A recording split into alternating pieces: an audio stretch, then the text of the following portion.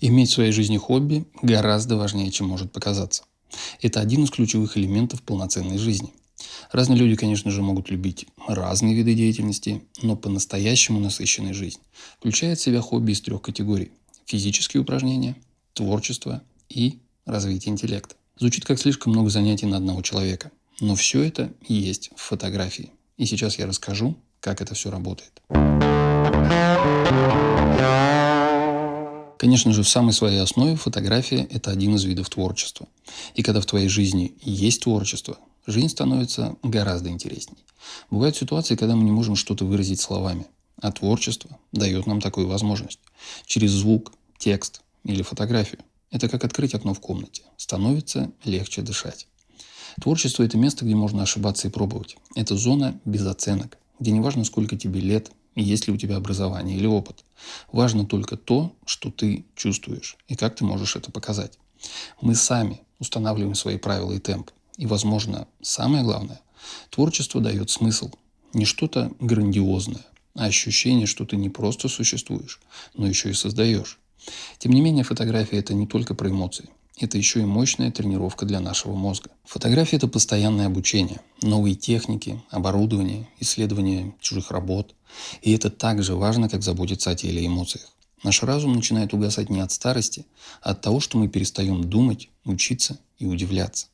Но эта история не про бесконечное потребление, а про любопытство и способность задавать вопросы, искать ответы, пробовать и создавать.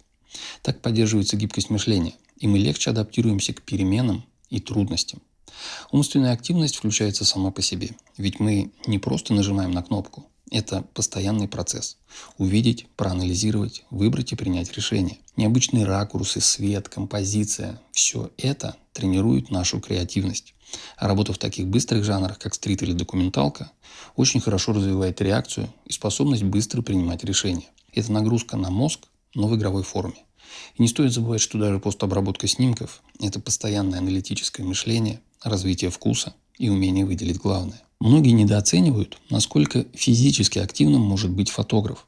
И если ты ненавидишь спорт так же, как и я, то это занятие точно для тебя.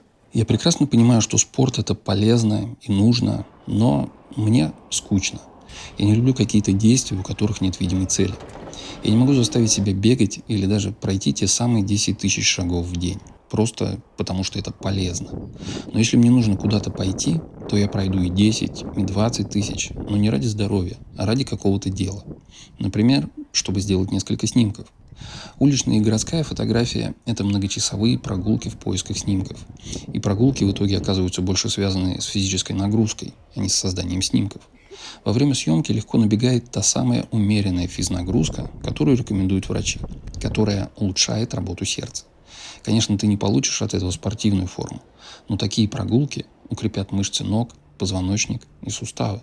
Пейзажные фотографии все еще интереснее. Походы по лесам и восхождения в горы. Мы проводим больше времени на природе, получая при этом все преимущества физических упражнений. Ну и не надо забывать, что во время таких прогулок происходит самая настоящая медитация прямо во время движения. Как сказал Томас Хиттон, даже если не получилось сделать снимок, то ты как минимум отлично прогулялся. Полностью с этим согласен. Но если все получилось, то вообще все отлично. Любимое дело отвлекает от рабочих проблем и прочей суеты. Такая перезагрузка помогает бороться не только с выгоранием, но даже может служить профилактикой депрессии. Если по какой-то причине я долго не снимал, то чувствую физический дискомфорт и становлюсь раздражительным. Это ощущение немного напоминает голод, поэтому я его даже так и называю – фото-голод, когда мне обязательно нужно взять камеру и сделать несколько кадров. Хобби, особенно фотография, это бесконечный источник для роста и развития. И каждый, даже самый маленький успех поднимает самооценку и дает чувство удовлетворения. И мне кажется, именно поэтому мы так и любим фотографию.